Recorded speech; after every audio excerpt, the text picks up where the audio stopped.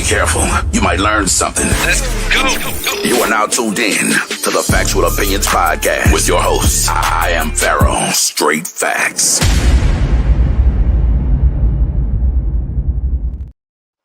What's up, world? This is Factual Opinions Podcast, Season 5, Episode 5, calling it Just a Kid from the Ville. Get into that in a minute on why. It's your gracious and humble host. I am Pharaoh, checking in with the Brown, Bruce Wayne, Big John. Yes, sir. Will West, the best Nate. You know it.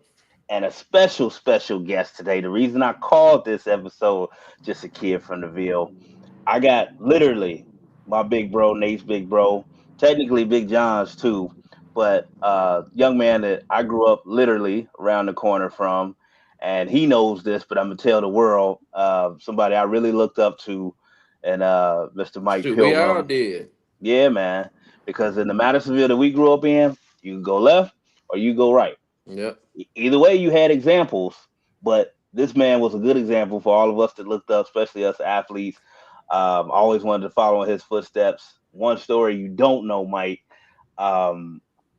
when you were at the University of Cincinnati, of course, playing under the great Bob Huggins, we were on a field trip at Schroeder, and me and Matt Johnson bumped into you. I don't know if you remember this on campus, man. And I'm sure you could tell, though. But, like, obviously, we knew you. We played basketball with you. We grew up with you, man. But to literally be on campus, and we're talking about during the height of UC being a perennial top 25 basketball program, and to see somebody that lived around the corner from us that we broke bread with, man, that was always something that I remember. Plus, you broke that story and you told me that had Coach Huggs not left, Bill Walker and the Juice Crew all would have been absolutely at UC. Mm-hmm. We had Bill on last season, and he broke that story. And of course, I said, "Well, you know, my big bro told me first, so that's where I found out." So yeah, they were on their way. Yeah, so we want to welcome Mike Pilgrim, the former Bearcat and reigning Division II Ohio High School Athletic Association Southwest Ohio Coach of the Year for the Winton Woods Warriors. Thank you for coming on, brother.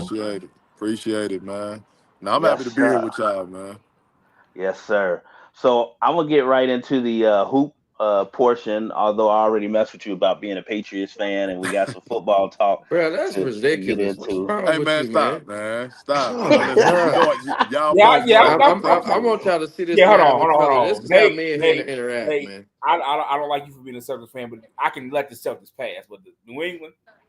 Hey, man, that's why I went to high school, bro. I like my senior year, I left to go to. Hey, they got me, bro. I know you went to prep school. They only get a pass because of Bill Russell, but New England.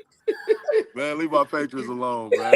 At least I can say Mike is a loyal Patriots fan, not post Super Bowl. Him and Mohamed Salam. Him and Mohamed Salam are the two people I know that are Patriots fans. And I'll just be so confused. Me and Big Bro talk about it all the time. Me and Muhammad talk about it all the time, man. Right when the season start, bro. Like, listen, man, let us live, man. Let us live. Hey, that's on y'all. Y'all made a lot of moves, though. Y'all made a lot of moves. Nah, I'm talking Terry Glenn, Curtis Martin, Patriots era. So if you were the Patriots fan with the Patriot doing the 3-point stands on the helmet, bro, I don't believe it. I don't believe it. You gotta be a fan. He's talking about Ethan now. Going back. Right. Nah, man. I love the Patriots, man. Like I say, when I went up to New England to go to prep school, bro, it got me. I had a roommate. People don't realize, like, I had a roommate, like, bro, like, he was rich. Kid named Adam Goldman, man. His dad was like an exec for the Patriots. So that was the first stadium I've ever been to. Like football, I've never been to a Bengals game to this day. That's crazy. Never, exactly, bro. I've never been in the stadium to this day. Now the Red Stadium, oh, absolutely. Yeah. Oh, the Riverfront Stadium, Synergy, when it was called Synergy, absolutely. Remember them days? Yeah. I remember the Riverfront days. But I still ain't been to I ain't been inside the Paul Brown Stadium to this day, bro. That's crazy. Hold on. A funny story, bro. I had a box. I had a box seat this past season, and it was for the Patriots game. Oh wow! And it was bro. I just couldn't see myself. I gave a ticket to my assistant coach, Donnie Gillespie, and his dad. Not his dad, and his dad-in-law. bro, like I gave it to them because he's a big Bengals fan. So I was like, man, that'd be a good outing for them. Cause I just can't see myself seeing all that orange and black up front personally, man. Oh, come on, man. You grew up around this mess, man. Hey, man, listen, I had enough of that when I went to Withrow my freshman year. I was gonna say you wore orange and black. Facts. Well, Robert Harris said you grew up on it. Facts. Nah, you're right. Facts. Facts. So, I mean, for the public that doesn't know, because like I said, man, you born and raised in Madisonville, you know, like me and Nate. Your dad played in the ABA, coached all of us in, you know, either basketball, baseball, something. Right. You know, and of course, little brother followed behind you and Matt. But we all knew you were a hooping family, man. So can you kind of talk about your playing days when you started, like you said, at Withrow, you finished at Purcell, and you went on to play at UC and LSU Shreveport, Seton. Didn't you play at Seton Hall also? Seton Hall's where I ended. Yep. Yeah. So just talk about your journey from, you know, starting, you know, here playing basketball and where it took you to playing overseas after college. Nah, there's a reason, man. I tell people all the time, there's a reason why even in college, like I claim Madisonville more than anything. Like when I say, and y'all could attest to this, man, Madisonville, it was a real community, dog. Like, like we all knew each other. Like even though you had the Bramble side, you had the Third Ward side, like we all grew up under the same kind of rules when it came to Madisonville. Like we were a community. Like we fought against each other, we fought against each other. But we wasn't letting Evanston and Avondale and all that stuff. Ain't nobody coming in the hood messing with none of this. None of that. So it was what it was. So when I look at when I think about Madisonville, man, I think about my dad, I think about your dad, Alex, I think about all the great men that came before me that kind of molded all of us to be community-based type people, to handle ourselves with a certain way of professionalism. I don't credit anything I've done, anything my brother's done, anything any of us has done. I don't care if it's y'all. I don't care if it's anybody that came from Madisonville, bro. Like we had real people around us that kind of molded our mentalities to be the professionals that we are today. Yep. Sure. And the thing is, I think it's only right that it's our job to carry it on because, like I say, when I see all the success with all of us, like I'm talking about all of us, y'all, me, everybody, man, like that come out of the Ville. Like I tell people all the time, I don't know if you remember when Yanzi punched that kid Kitty Freeze. That lets you know what it was. I remember that. And so I always tell people all the time, I say, if you would go back to that press conference when he apologized, one of the first things he said at that press conference was, I want to apologize to my community of Madisonville.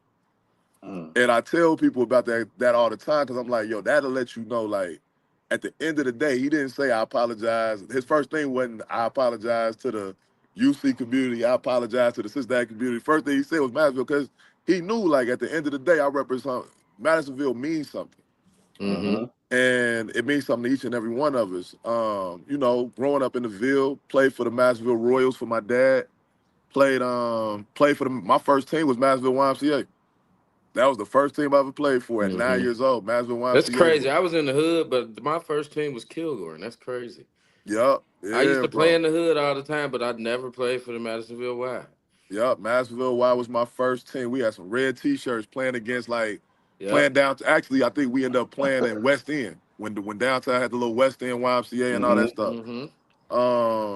And playing against North Avondale, playing against inner city. That's when inner city was to me rocking. Yeah, when it was rocking at a whole nother level. Yeah, top tier. Yeah, like it was just inner city basketball was ridiculous. So when you talk about me going to Withrow, there's a reason I went to Withrow. So if you was from the Ville, Evanston, and parts of Avondale, that's where you was at. You was going to the road because that's where all the talent went, football and basketball. So, and baseball too. Antonio Anderson, like he ended up going to the league for baseball out of Withrow. So, I mean, that's just where everybody went. If you was from yell at me. Yeah, when you was in the inner city, that's where you went. So I went there trying to play for, one of the most decorated coaches that we know, George Jackson. That's who I wanted to play for, man. And to this day, me and George got a good relationship. He ended up being my college assistant coach at Seton Hall. At Seton Hall, yeah. So, and people don't realize Jack is a Madisonville dude. He lived in Evanston too, but he's originally from, Madisonville. So he grew up with my mama. Yup. Well, nah, he grew up with everybody's mom and dad. Yeah, I about to say he grew up. My mama knew him. My mama grew I up So met with him him. at yeah. UC when he was on Cronin's staff. Yep. Mm. And I Yep. was working at the news record for the student paper, writing sports articles over there. And he was mad cool. He treated me like a professional, like I was Oh, bro. Dan Horde or the rest of One of them. the best, bro. Like, nah, he one of the best. I give him a lot of credit for what he did at Withrow. And honestly, like people don't realize like our relationship was good at Withrow, but it actually got real close when I went to Seton Hall. And he helped me out a lot. We hung together, we used to get our hair cut together, all that stuff. So now George is one that's why I wanted to go to Withrow. Things didn't work out. But that he was one of the biggest reasons why I wanted to play for what we used to call Death Row. Still called Death Row. Yeah, Death Row. Well, I'm gonna say this. Hey, Berto's done a great job over there, but I want the old Death Row. I want the Death Row when you went into Woodward and Taft and Aiken, bro. They knew you was coming. Mm-hmm. So but nah, man. Those were good days, man. Ended up going to Purcell playing for Mike Gergen. Me and Keith Jackson, we decided to team up, and we had Vondez Thornton and Tony Folks and Brandon Reed. We had some good players, man, and the Salamone and the Cooper brothers and all them. And we had some success. Regional finals. They went to state. State runner-ups. Lost to Warrensville Heights the year before I got there. So they had a good tradition as well. Mm-hmm. Yeah. I had good times over there, and then went to prep school. Got a scholarship to go to prep school my senior year at Brewster Academy. Yeah, we share that Purcell connection with me coaching previously Yeah, over there under the late great Coach Dowdy on yeah. his staff. So yeah, you still got some records, some memorabilia, over there at the castle, as they call it. Went to prep school, went on to UC, of course, to play under Bob the great Huggins. Bob Huggins Yeah. there. So I do this to every guy, and shout out to Yancey. I would love to have you come back on. We had Yancey on here before. I didn't ask him or bring up the fight out of respect for him, but Nah, don't do that, man. I Yeah, ask yeah, yeah. Bring it out. I asked every UC player that I've had on here, which we've had a ton at this point, the guys Yeah, on yeah, here.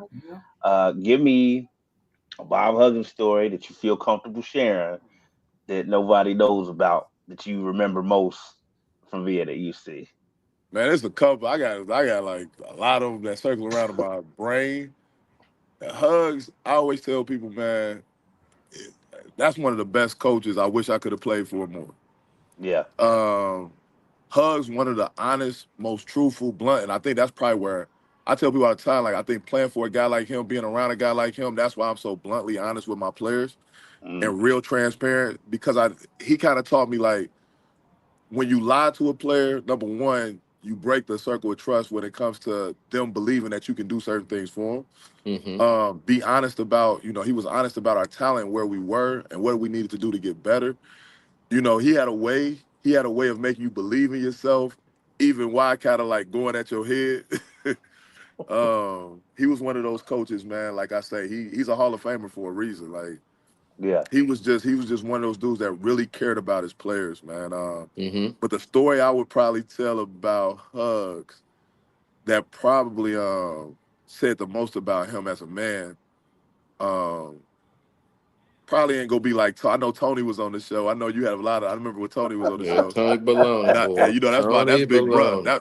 That's my old roommate. Like Yeah. when I was a freshman, Tony was a senior, and Tony was my roommate. So you could only imagine, like, bro, Tony used to have me up all night talking and trying to get my head together. But Hugs was one of them coaches, man. The story that I could tell the most about him, man. I remember people don't know when my freshman year at UC, I was going through a lot, man.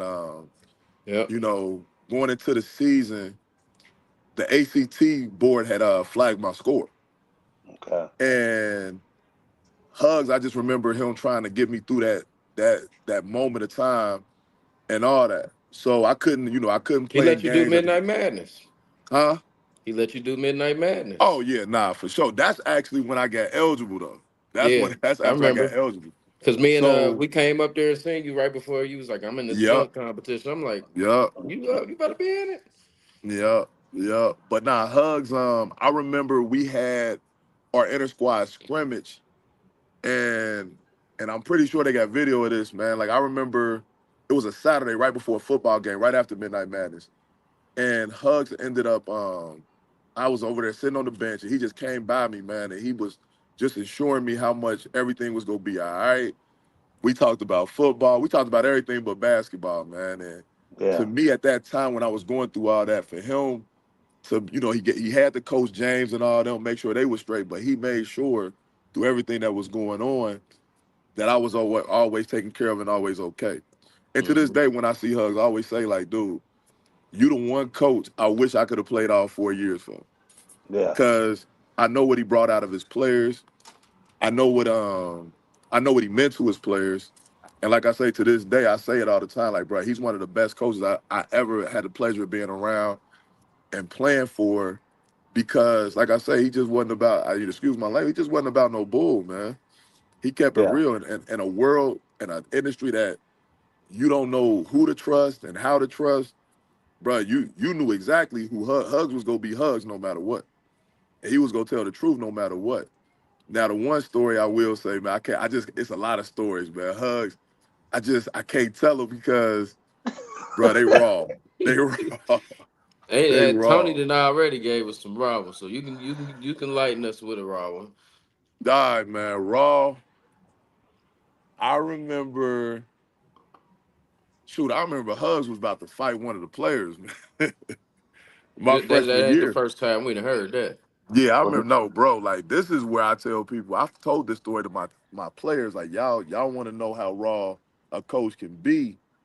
I remember being in a practice my freshman year, and I remember, Hugs was really getting on people that practice. We was in there for like 3 hours. He was really getting on people, like really going at them, really challenging people.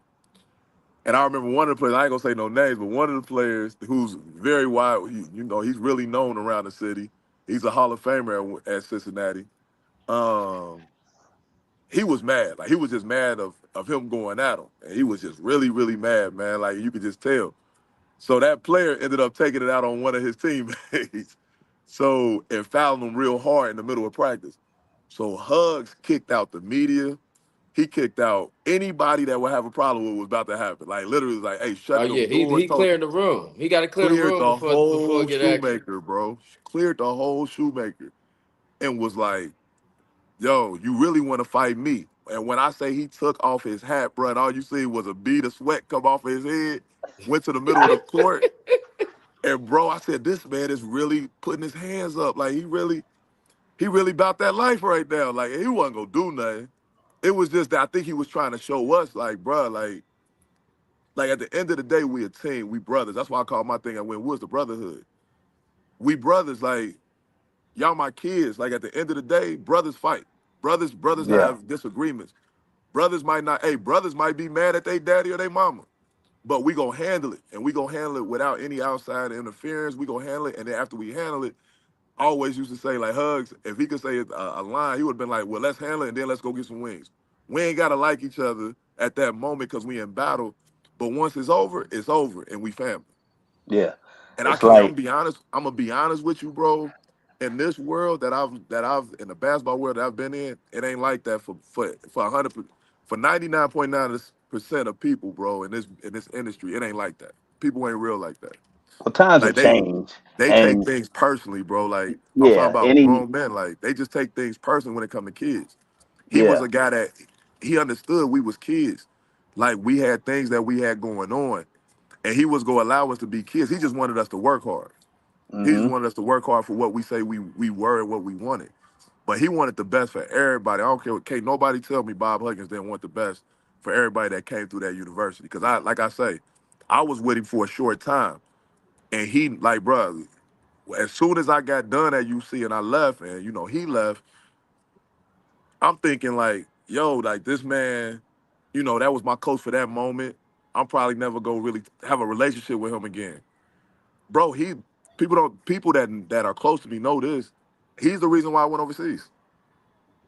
Mm. I was signed You to his told me agent. that. You He told me helped me. that. You told He me that when helped you me get. came home. I remember that. Yup. Nah, he the one helped me. So I was signed under Richard Katz, his agent, when I came Mm. home from college. Like, Ah, and he the okay. one that reached out. Like, he the one that reached out on everything.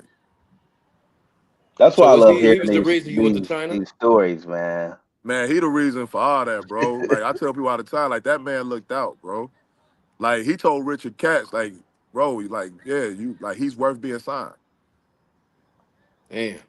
And every player So, we've had on here is the same thing, man. Like y'all get this look in your eyes, and that's how you can tell it's genuine, man. Like y'all really rock for hugs on oh, just a different 100%. level, Any day, man. every day. Yeah. So, and like you said, Veer said on Harlem Nights, and I don't want no hard feelings afterwards neither. Right, right, right. Say scrap and get it out. So, how many years did you play overseas? Whew, 11. Mm. I knew it was a 7 decent different number, countries. man. Yeah, 7 Yeah. different countries. Did you have a favorite country or league that you played in? Whew, I'm gonna have to say the ABL over in Southeast Asia. Okay. The ABL would, I mean, number one, they pay very well. Oh yeah, I'm about to say yeah. I They know they took the paying some men. They accommodations paying was some great. pennies over there. Yeah, now Asia, if you get a chance, if anybody, I always, I train a lot of overseas guys now, pros. They always ask my advice about where to go when they get offered certain contracts. Like Jordan Crawford, for example, man. Like the league he was in just recently in the Hmm. NBL. That's an amazing league, and it's right under, in Australia, under Southeast Asia. Yeah, That's one of the top 5 leagues in the world. And then the CBA, China Basketball Association, which I played in for like half a season. That's one of the highest paying leagues, other than the NBA and the Spanish top league, the first division league, one of the top leagues that you can play in. I think that's But where Cam Mitchell at right now. so Cam is in he's actually in the Sipa Copa. Oh, He's in Mexico. yeah, He in yeah, Tijuana. He in yeah. Tijuana. Yeah, Tijuana. he's actually signed under my old teammate, his agent. My old Oh, for teammate when I real? played in Mexico was his agent. Yeah, my boy Oh, Marcus wow. Morris. Yeah. So, Mike, moving on to your coaching days, and again, like I said, man, you don't have bigger fans than us, man. Even when you don't hear from us, just know we are still rooting, and we always keep track Appreciate you, bro. of what's going on with you. What was the biggest adjustment? Because we talked at the beginning, like you said, about the leaders and men that shaped us. You know, my dad, your dad, Coach Starkeys, even Thanks, the other Coach people at Starkey. the Y, Miss Collins. Man, Big Sherm. you going back now, Yeah, bro. yeah. He going back now. You We going had all back. these people, but let's be honest, they raised us differently. Absolutely. They talk to us differently than you can talk to kids and players nowadays. So, what was the biggest adjustment when you first took over at Winton Woods as your approach with the kids versus how you are now? I think when I first got there, man, you know, I guess I tried to be. I mean, I still am. I nothing really changed. I've been consistent with who I am since I stepped Yeah. in the door. I think, it's funny, I always go back to those people that you just talked about. I actually go back to my pops all the time about advice on how to deal with certain situations. And he's correcting me in certain ways.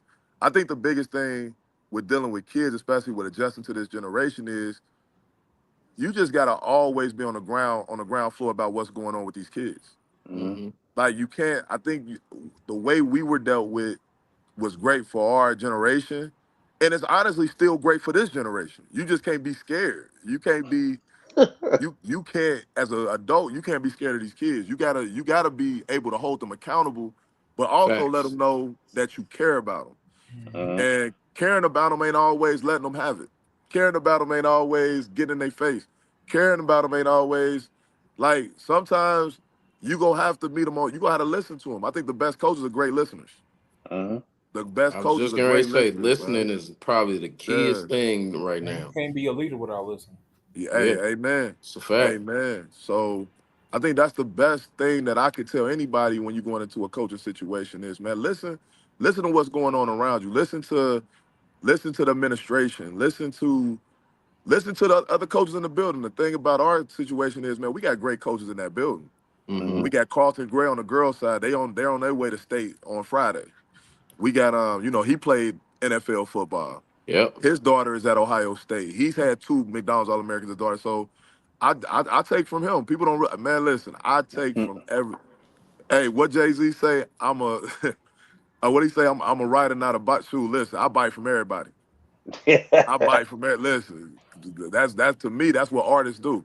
Like I Yeah. bite from everybody, bro. Like And there's nothing wrong with that. Like you I said, you put your own yeah, spin on it, absolutely. afterwards. And as far as being genuine with the kids, that's also something I would agree with. I still rock with and have a relationship with a lot of the kids that I coached at Purcell, and that always stands out, man, because they can tell who really rocks for them and who doesn't, and who's just giving Absolutely. lip service. So, to a certain degree, I think maybe if there's a such thing, I think I roll for my players too much. Now, I don't believe there's a thing, but I'm just talking about as far as outside noise or administration. I always made it known, like, look, I'm here for the kids and That's for it. ball. I That's don't it. care nothing about none of this other stuff or adult, battles and stuff. I'm here for these kids because they got one time to do this, Keep you know, the main thing, bro. as Coach Prime would say. Yep, keep the main thing, bro. Like that's what I get told every day when I have frustrations about the position is from everybody around me. They say keep the main thing the main thing. Um, Hmm. but bro, like I think at Winton Woods, what people don't realize is, man, it's a lot of great people in position over there where the culture is really these kids are really buying into this new culture. Like they're really buying into it. And I credit that to the administration. I credit that to the coaches that's there. And I credit to the teachers. Like we got a lot of good people in the building, young teachers and old teachers. And I'm gonna take a sound bite from LeBron on this. If any older people is watching this, man, the biggest thing I say is, man, support these kids, support these young coaches, support people like you, Alex, you, Nate, you, John. Like, bro, support young people that's trying to do something positive. Don't tear it down. Don't criticize it. Don't dry hate. Bro, support it. We all can win. I don't care what race you are, what sex Mm-hmm. you are, how old you are, how young you are. We all can learn each and every day, and we all can win. But all that criticizing and hey, I can do better than him. I can do I'm gonna go help him do better. I'm be an Mm. extension of him so he can do better. So I can even learn myself how to do better through helping him do better. I just said something today. I said the best support don't cost nothing. It's free. Man, you better talk it. That's the Don't best cost support. nothing to be nice. It don't Facts. cost nothing to be nice. It don't cost nothing to repost nothing. It Facts. don't cost nothing. I tell my Oh, kid that's a don't get me rule. started No, on that's a that. rule on my It team, don't bro. cost nothing. That's a rule on my team. So last year I learned that my first year. So that reposting thing. I get it. That's like the old, like the new thing about reposting people's stuff is like, I guess to these kids, it's a sign of respect. It's a sign of Yeah. endearment. I And didn't That's there's what some get it that dry my is. hate first year. involved with that when you don't do it, also. Yeah. So that's why I say, so my kids, I always tell them, if I post something, if y'all post something, I'm going to repost it. Last year, I wouldn't have did that. I wouldn't have did that last year. Man, I quote Rose, Rick Ross on that, like he said in that famous soundbite. He said, if it's somebody I know and love, he's like, I don't even care. I don't even need to finish the video. If I rock with you and you post it, I'm pressing like. He said, there ain't no Yeah, it excuse is. for Ain't somebody you nothing rock wrong with with it. that has a post up for an hour and it's only got 3, 4 likes. Uh, and I'm the same way. I don't care if it's, like my brother Jeff up there, just, open his own barbershop up there in Facts. Columbus.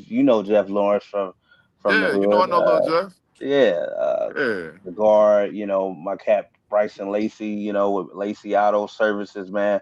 Whoever, Steve, we grew up in the hood over there with Urban Taka. I'm trying to say the name right. I don't want to mess it up. Urban Taqueria, over there in the Gatherall in Oh yeah, Congratulations to Steve. Mobile. I Steve. seen Yeah, that man. video. Yo, Yeah, Congrats, congrats, man. He Steve. just over yeah, here getting Yeah. his own Singles spot now. Taqueria. I Yeah, seen I've that. been a bunch of times. I should be able to pronounce it correctly, So but where? No, you know what? Where is it? Because I seen he posted something about it. I was like, It's I over there wonder at where it is. 52. You know where the It's old no, it's in bicycle Norwood. factory is? I mean, the old bicycle car factory used to be? Yeah. So that's like a food hall over They there. made So that that's into a what. gather-all food Yeah. hall, Yeah. and I'm gonna have to check that out. he's in the food. I'll send you the Yeah, send me the address, cause I'll go over yeah, there. Yeah, I'll And go over there he's immediately. getting ready. He get ready to open up his own spot now. He just posted yeah, that Wow. man, today. big things. Big And things see, going Wow. on. that's what you was talking about as far as support. Now, again, Yeah. nobody has to do anything. Nobody owes you anything. But I love to see people that I grew up with win. We Absolutely. didn't even have to be the best of friends. Like I said, if I Nah. see you and I see you doing something positive and it's legit, I want to Facts. support. And I remember when he started with his food truck. He had a food truck Yeah, first. he had a I food remember truck that. back in the day. Yeah. Yeah. Yeah. Yeah. I remember that. And been with him since then. When he That's what's first went to up. culinary school. So I see the progression. Same thing I tell people all the time. Like, you see, I got on the Crenshaw shirt. I was buying CDs from Nipsey when he was selling them out of his car. Wow. So I saw the progression. And again, shout out to Black Sam for opening the Marathon Burger out there in LA, following through on his brother's dreams. For And y'all sure. fools need to quit acting up out there, man. Don't be causing Facts. no ruckus out there, man. The man is already gone. I was, shout out to our other Madisonville affiliate, Saul, man. He got SL Lounge over in Laughlin, man. Y'all got to check it out, See, that's, man. Nice man, little listen, like bar. I say, bro, them boys from the We Ville got different. we Can't got we nobody got a tell lot of me. activity out of They Madisonville different, going on. He got bro. an event Yeah. space and everything. So hit up Saul SL Lounge, check it out. I had my meet and greet, so yeah, Man, check him out, man. I remember being in college, and I remember when I was at UC, and I remember Rube and them had the little club downtown on Main, and this was when J. Raj had first opened up the Mix, Mm-hmm. and I remember coming in, and I knew J. Raj when I was a kid, so I seen Tribs. I know you remember Tribble, Lionel. Yeah, I remember I Lionel. seen his big brother up in there, like helping with Ah, the promotion and stuff, and I'm like, bro, Madisonville everywhere. all over the place, bro. Them All tribbles. over. Yup, nah, that's family. Lionel was one of the best catchers I've ever played with in my Absolutely. life. So now Ever. his pops is like my uncle. God Yeah, I bless know. him. Yeah, Yeah, yeah, man. yeah, Like yeah. I know. that Yeah, was like my uncle. y'all Coach Tribb on was like point. my uncle. So let me ask you this, Mike, because I have to. This is a perfect transition point, especially having another hoop savant and lover on here. There's been a lot of talk lately about the NBA and the ratings, dropping. I have my opinions on why. There are people like Shannon Fry, who I actually respect, the intelligent, brother. But he offered up a take that I didn't agree with. He was saying why people like Anthony Edwards didn't want to be the face of the league because of the spotlight that comes with it now and being compared to cats that played 30 and 40 years ago and blah, blah, blah. And I'm like, I don't think it's that. I think for me personally, what the issue is and what will turn off casual fans, especially if you're not a diehard fan, is the fact that we can't even get you cats to compete or play against one another in the All-Star game. We had to come up with special in-season tournament to get you to play, the games before Christmas. It's almost like people can tell, and this is how we getting old, that the love for the game is not there. And true enough, these guys have more distractions and stuff than we did, like social media and everything else. But what's your opinion on the declining, ratings and what's going on with basketball right now? So, and my bad because I had to walk. I'm about to put this phone on the charger. I should have charged it more, but I think what's going on in the NBA with the side, I think it's kind of a byproduct of what's going on in youth basketball. What's going on in youth basketball, high school basketball, and college basketball. I think the game is getting a little saturated. Yeah, Um, I think it's become more about numbers and analytics than it is about the purity and the love of the game. Mm. I think that's the baseline of everything that's going on with the game. I've had these talks. I'm in a lot of circles with NBA guys, and I actually got a couple friends that are, through my travels that are GMs in the NBA, and we have talks, have phone conversations just about kind of like what you're talking about. I think what Anthony Edwards said in that interview, I think I understood where he was coming from, but we're back in the day, we understood that was just a part of it. That was a part of what you were signing up for. yeah, Um, when you got a certain position, you were a role model. You were a role model. So when you was in a certain position, you were a role model, and you knew the responsibilities that came with being a part of the game. I think now these kids and these players, it's more the business has taken over. So it's like, okay, if I'm like this guy, then you shouldn't be worried about, you shouldn't be trying to tear me down in the media. You should be trying to build me up so we can make more money together. We should be that's how they looking at it business wise. Like, hey, you know, I'm LeBron James, I'm Anthony Edwards. You know, if we're trying to grow this game, we're trying to grow this business, then why are you talking me down? So I get it from his perspective. Those are the conversations I've had with people when it comes to that. Like, I get it from that perspective. But what they got to understand, the rules of the game, if it's baseball, football, or basketball, dude, when you in that public eye, it sucks, but there's certain things that are required. Yeah. There's certain things that are required, man. Like, you can't get past it. But as far as the saturation of the game, man, like I say, the ratings are going down because now you're talking about, hey, I'd rather see guys hit 53s a game, both teams together hit 53s a game, than somebody play defense. Man. And my thing is, at some point, you're going to get bored with that. It's like watching somebody play horse all day. Yeah, it's a fact. Right. At some point, you're going to get bored with that, bro. Like, I compare it to soccer. Shoot a three, come down, get a rebound. Shoot a three, come down, get a rebound. It's like back 3-and-D. Yeah, 3-and-D. We call it 3-and-D basketball. Like, shoot a three, play D. 3-and-D basketball. So back in the day, like, you had storylines because of how hard guys played. Think about it. If Anthony Mason and guys like that was playing in this era, there would have been no Anthony Mason. There would have been no McDaniels. There would have been none of them. You wouldn't see Vernon Maxwell on podcasts. There wouldn't have been no Vernon Maxwell. Which is the greatest thing ever, by the way, watching Mad Max. Mad Max being on a podcast is amazing. Bro, it's hilarious. But just watching him and his mentality, watching Kmart and his mentality, it's funny. It makes for good TV right now, right? Like everybody on the podcast, everybody like, man, I got to hear what Kmart's saying. I got to hear what Vernon Maxwell's saying. Well, think about them in this era as basketball players. Are they as effective as they were back then? No. I mean, me and Big John say the same thing, not to cut you off. Even in our game, like, Sean Taylor couldn't play in this, heck, Ronnie Lott couldn't play in this era. Like, Sean Taylor would be there would be no Lawrence Taylor. There wouldn't be no Sean Taylor linebacker. He could not be a safety. It would be over. So I don't think he can play linebacker. I think he can be a linebacker. Not and not get fined. Facts. But when you in I'm gonna say it like this: when you in the box, it's easy to make a tackle to be in a safety and launching yourself into people. So I feel like he would have been a little bit more control in the box. I will say that. Now he's still gonna hit hard. He's gonna be in the box. See, but y'all know me being a Knicks fan. I grew up on that Oakley Mace, that whole style. Derek Harper, Pat Riley. It's a fine to pick a man up if you drop him on the floor, and maybe that's what appealed to me as a football guy because I feel like I was watching football in the hardwood with the Knicks teams.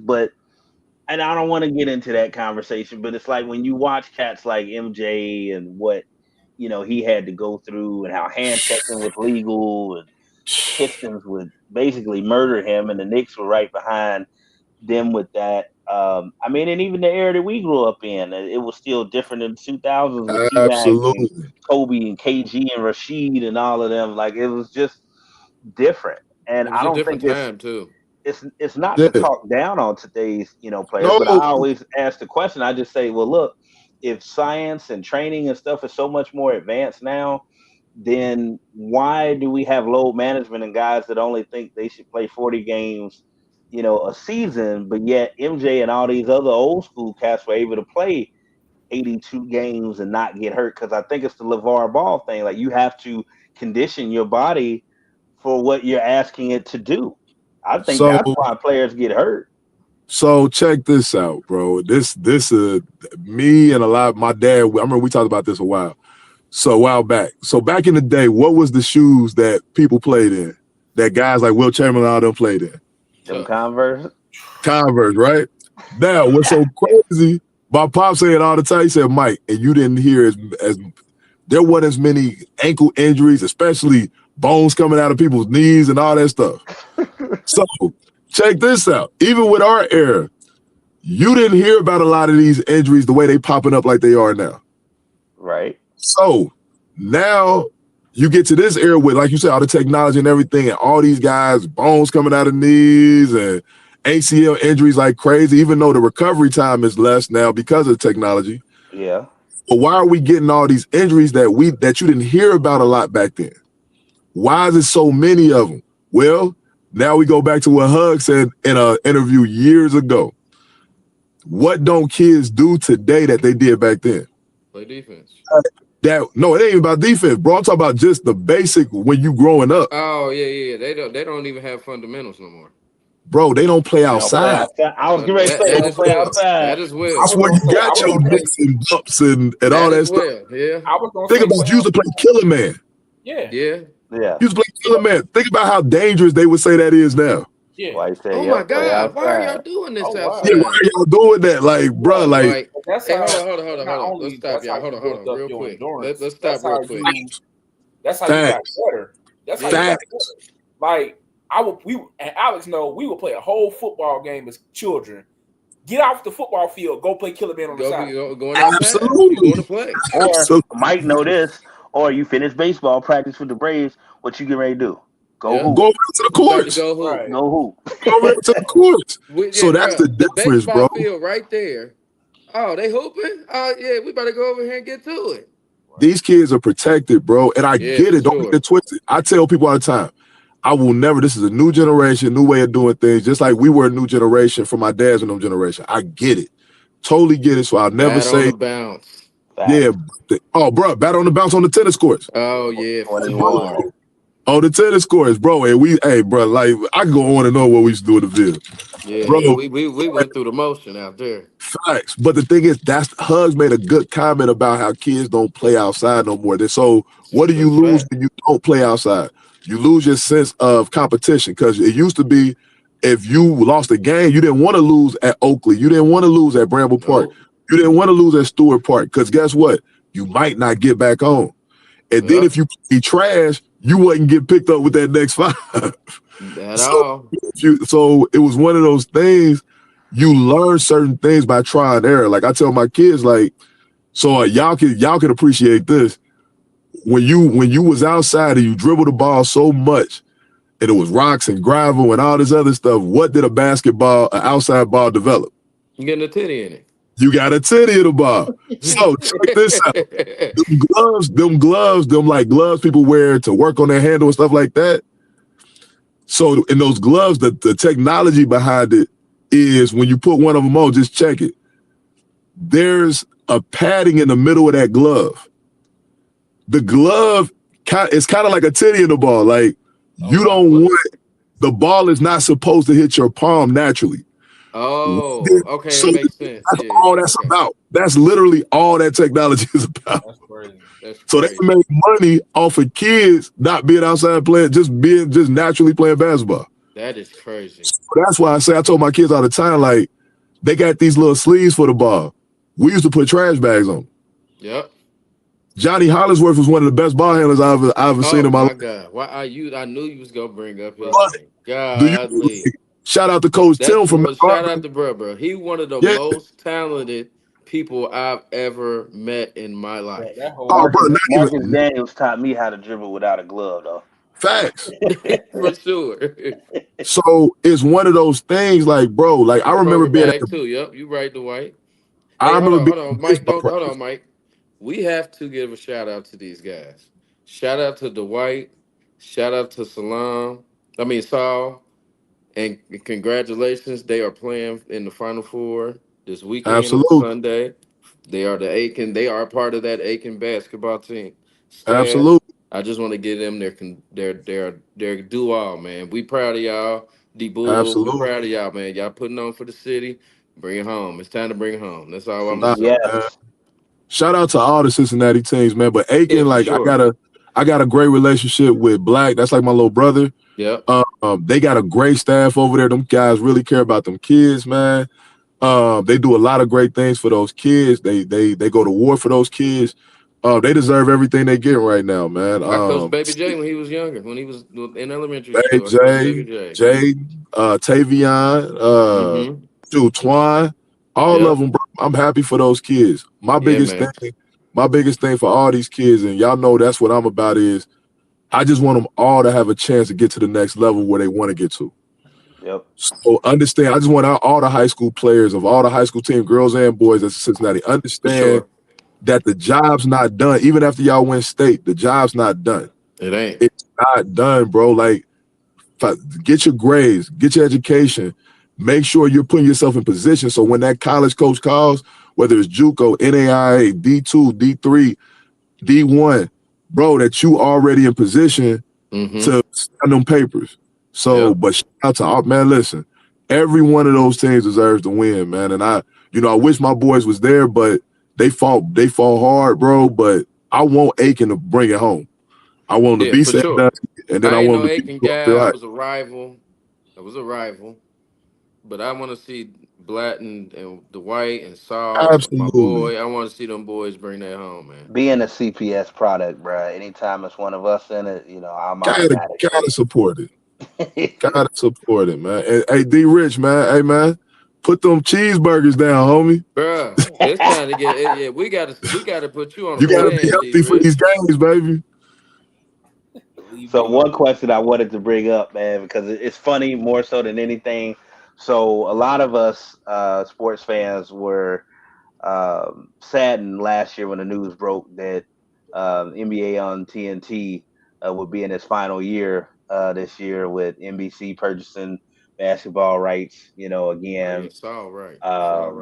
I just think that Emmy Award-winning show combination of Ernie, Kenny, Shaq, Charles is just, you won't see anything like it. But I do know we won't have that ever again. I do know that Sir Charles, he can't talk about them big old women in San Antonio no more. You can't do that, man. He can't do that no more. But they gonna put him on restriction, bro. But he's gonna be on ESPN next year, so I don't know, Mike, if you heard about it, because I know you've been busy. The little beef, shall we call it, with Pert, happening right now. Sir Charles called him an idiot. The reason why I didn't hear about that. Oh yeah, well he called him that on live TV. Yeah. Hey, Bart.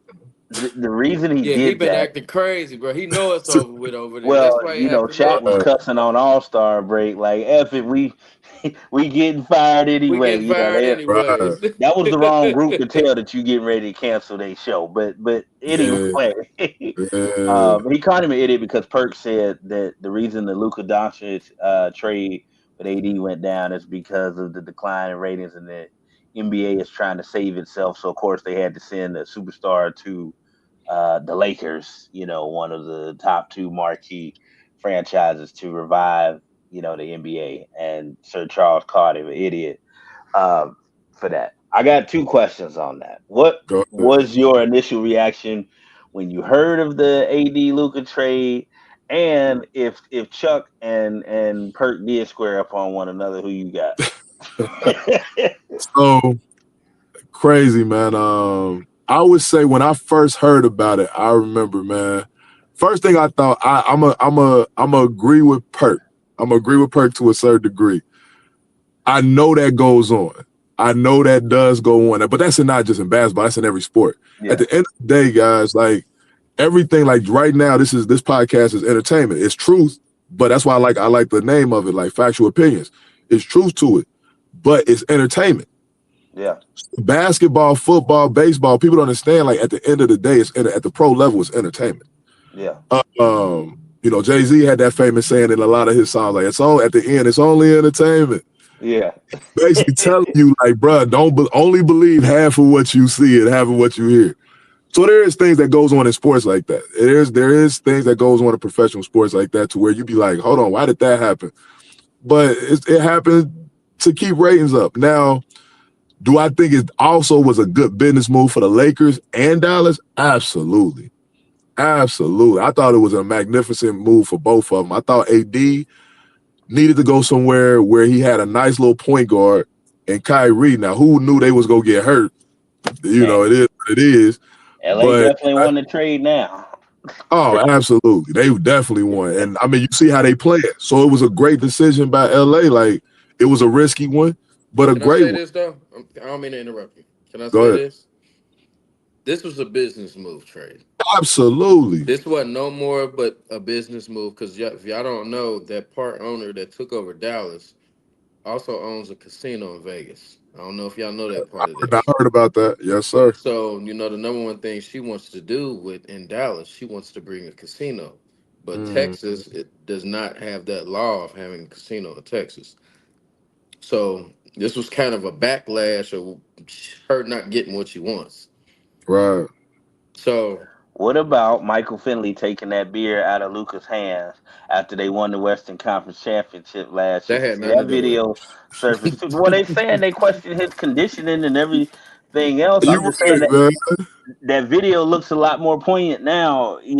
Listen, we all look at Luka and ain't nobody no dummy, bro. Like, ain't nobody. You can look at Luka and know that you ain't about to see Luka on the track, bro. Like, love. Hey, but when I say that man is skilled, bro, that man is skilled. He's skilled, but Joker out here built like Bobby Hill, killing him. Facts. What do Europeans love? They love beer. Joker out here built like Roseanne and killing cats. Facts. Like, we all know what we looking at, man. Luka, like you said, Jokic too. Like, bro, those are two of the sloppiest built, but super skilled players. Super skilled players. That's why they play at their own pace. They just super smart and super skilled. Yeah. But don't get it twisted. You gotta have some level of conditioning to play the way they play it for 40 minutes a game, bro. Like, I don't think so. Joker improved it 2 to 3 years getting MVPs. That you ain't got to be in shape. I show up to camp.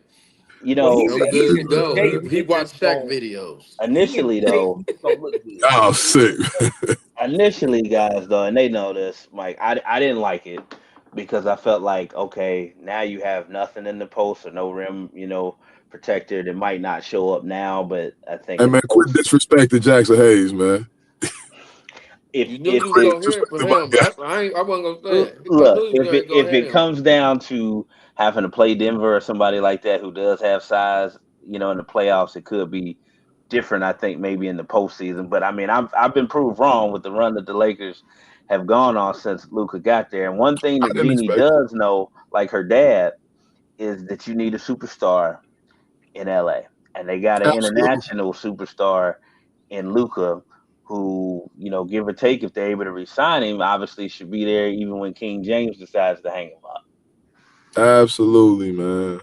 Absolutely not. I think that was the smart part of, for me, Lakers won in a lot of different ways. Like you said, Luka is young. You talking about LA, big market. You talking about international, global superstar. Longevity with him. You know how much money they about to make with that man? Yeah. Like the Lakers organization about to make with that man. They're just going to be coming off of LeBron retiring. And me personally, I'm hoping LeBron stays there for another year and plays. I think, like I say, they're going to be good. I think LeBron, the way he takes care of his body, man, he's going to be able to play another 1 or 2 years if he wants to, and still be effective in a lot of ways. So I think that Luka trade only shows like LeBron ain't got to do too much with Luka there. Yeah. Like he holds it down. Like you gotta really put a lot of focus on Luka to stop him. People don't realize that. Like you got to put a lot of focus. So that takes focus off of LeBron. AD, you couldn't really depend on like that. Yeah, you couldn't really depend on him like that. Yeah.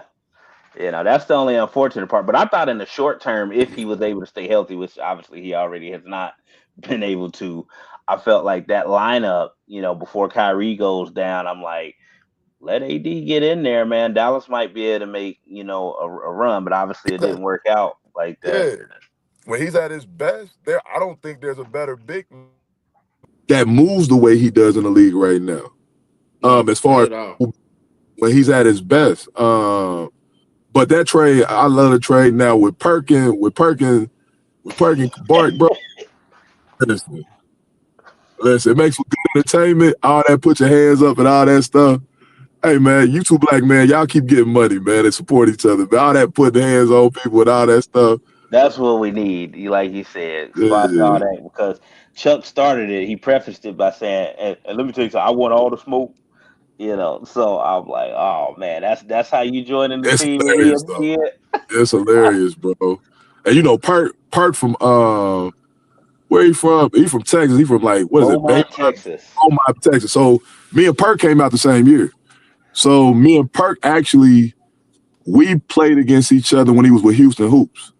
So I know Perk, hey, that's a big dude, Is that bro. when you was on the circuit when that was going on? I Right? was gonna say, yeah. So they had the duty of being him.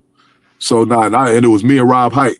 So and DeForest Riley and all those guys on the same team. So I mean, shoot, I know like I've met Perk in a lot of different arenas, man. Like I don't listen, he ain't no punk. I know that. I know he ain't. It's just like Perk people ain't had no to punk. find out the hard way with Kwame Brown that he wasn't no Yeah, punk he ain't neither. no punk, bro. These dudes come from real places, bro. At the end of the day, the NBA stands for no boys allowed for a reason. Mm-hmm. Yeah. Like, ain't He nobody from the just backing down backwoods somewhere nobody. down there in the South in Texas Facts. somewhere. Facts. Yeah, Beaumont, Texas, bro. You did bring up King James before we transition to the football I part got and get you out of here. So I have to bring this up, and I want your opinion. Me and Nate had a little back and forth in the comment section. What is that, Nate? That look good, by the way. You know I got what I got You going got Boy, that on. Nate, James. every time I watch this show, man, you find something to drink or eat. God, Nate, how you stay so skinny, bro? I ain't skinny. I got a dad bod now, bro. It's over with. Well, he's Well, skinny that's fat. that's I'm because you skinny about fat now. Yeah, I'm skinny that's fat. because little bro about to say yes. Yep, yep. He about to say You I about to do. say I Congratulations, do. baby. Appreciate it, bro. Appreciate it. She in there So somewhere. so get that dad bod Yeah, out. yeah, You're yeah, right. yeah. I'm trying to stay away from the Mike's Hard Lemonades and stuff You right now. stupid, man. You stupid. But no, I have to ask because the whole LeBron versus Stephen A thing. Me and Nate had a lengthy conversation about that. Big John must have been working in 4 jobs because he didn't chime in on it, say nothing in the group chat. um, I want to be careful where I go with this because I always get painted by certain individuals as a LeBron hater, and I am so not a LeBron hater. I just don't believe he's better than Kobe. So that's not a sin to say I'm that. with you. Ain't no sin. I'm about to say Mike um, with you. So but at the end of the day, Hold on now. I thought that was really weak what he did to Stephen A. Whether it was during or after that Knicks Lakers game and approaching him and saying what he said, keep my son name out your mouth and all this. Okay, I'm not a father, but I can understand to a degree. But there was also a part of me that looked at LeBron like, bro, who do you think you are? I mean, I know you King James, but it's like, so you really gonna tell this man that he can't do his job and critique your son, who is a professional basketball player at this point, like he would critique anybody else, but he's literally not allowed to say nothing to him because that's your son. Like you blurring the lines right now, bruh, on reality. And I just thought that was a little weak. I get that's your son and that a father instinct gonna kick in, but that's a little delusional to me. So this is where I tied into. I just had this conversation with some people the other day. Actually, I think it was yesterday. This is what I say on both ends. I think honestly could have been done differently. Absolutely. But in this age of like we talk about, this era, social media and stuff like that. So you look at the dads and the sons that's played together. Well, the last ones they always talk about is King Griffey Jr. and King Griffey. I wonder what would have been, exactly. I wonder what would have been said about King Griffey when he was first coming up. He was great. Don't get it twisted. I was gonna say he's 19 years old and cracked a home run his first exactly. game. Like, yeah, But that's kind of different. cameras, That's kind of different. He was who 19, would have? and this is no offense to Pops. He was 19 and was better athletically than his Pops. Yeah. No, absolutely. Even his dad said, he said, look, I ain't got to take this. I got somebody coming behind me that's better. yeah, but his Absolutely. dad was a 2 or 3 time World Series champion too. So to me, it's a completely different scenario. I get the whole father son comparison. No, but think about it. No, I'm talking about I ain't talking about the skill. I'm talking about, let's say Ken Griffey comes in the league and somebody starts talking about his off the field type of stuff, or something happened here, and you a father, And you like, hold on, whoa. Why are these people coming at my kid like this? Like, why? Because at the end of the day, you still a father. Like, that's why I say you still like, man, listen, Alex. Still Papa Bear. I know how your daddy would. Listen. Oh, If it was about his baby boy, I already know. Hey, Yeah. Channel 12, Channel 19, everybody getting towed up. Everybody getting it that day. If the best person I seen analyze it was Ryan Clark, the way he said it. He said, I had to check myself about my son at Notre Dame at high school. Thanks. He said the conversation he had with his son looked at him dead in his eyes and said, Dad, if you would have did that, I would have lost my shit. He said, I would have did it because you have to let me be a man. At this point, I'm in college. I'm playing for Notre Dame. I'm trying to get where you are. You have to let me be a man. At this point, Bronny's a man. He's in the league. How he got there, that's nobody's concern. He's there. Ryan Clark had the best, and Alex may be considered a LeBron hater. I'm probably considered somebody that takes up for him a little bit too much. But I completely agree with Ryan Clark. He shouldn't have did it. No, he shouldn't have did it. I'm gonna give you my opinion. Or he should have did it in a way, like you said, if it was something outside basketball, basketball. If it's not, I'm gonna say this. I think the reaction comes from a more personal level due to the fact that he almost lost his son. That's what I was thinking that too. So this, I really, and then this is not even a defense mechanism. It's just a reaction. Right. I think he reacted the wrong way. I agree. I agree with that. He reacted the wrong way. He could have addressed him in another manner. But at the same time, I'm thinking in the back of my head, if I just lost my child and y'all talking crazy about him because he ain't performing right now, I'm going to react too. What was my response to that when you said that? Hold on. But at the same time, I'm going to say this. You got to let that boy turn into a man on his own. Absolutely. But Nate, what was my response he's doing great. He's doing great right now. When you brought up the health part, what was my response to that? What? So what part? About Bronny and why he may have reacted like that. Because my whole thing was, okay, regardless from a skill set standpoint, I don't believe that he should have been drafted. And there are a lot of people that have danced around that. I can't ignore an All-American. Hold on. Wait. And that was a McDonald's All-American in high school. Nate, do you believe he should have been drafted? I do. He went to the wrong school. I get that. He went to the wrong school. What was his stat line, Nate? Do you remember? Coming out of high school? No, at USC, where he didn't even start. It was absolutely terrible. I know that. It was absolutely terrible. He's skilled. No, don't get it twisted. Like, Bronny can play. Skilled. If I'm looking at, there's a lot of guys that can play, Mike, and you know this. That's what I was about to say. That's what I was about to say. They belong in the league, absolutely, because they can play. Secondly, if there's a health concern, because this is the part that I also brought up in the group chat, what you don't want to have then is a Hank Gather situation, or what's my man Reggie? Back in the day that played for your Celtics, Reggie White. If he don't really belong out there, then he don't need to be out there. And I'm talking in both senses, to be honest. I mean, at this point, if that's why you're acting like that, because I almost lost my son and stuff, and of course he's not up to par or where he could be physically, then he don't need to be out there right now. And I think Dewan just said, he said Smith League, that's it, maybe G League. He said, what did he say? He said Smith League, that's it, maybe G League. He's up for G League MVP right now.